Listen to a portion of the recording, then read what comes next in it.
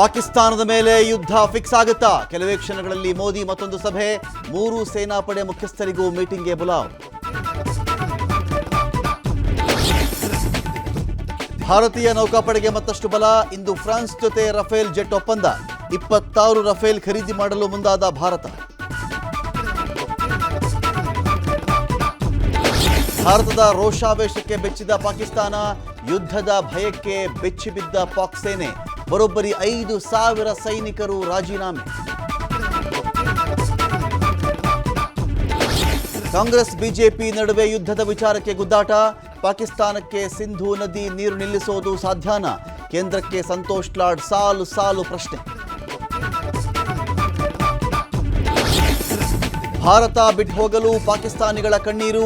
ಅಟ್ಟಾರಿ ಗಡಿಯಲ್ಲಿ ಒಬ್ಬೊಬ್ಬರದ್ದು ಒಂದೊಂದು ಗೋಳಿನ ಕಥೆ. ಯಾರೋ ಮಾಡಿದ ತಪ್ಪಿಗೆ ನಮಗ್ಯಾಕೆ ಶಿಕ್ಷೆ ಅಂತ ಅಳಲು.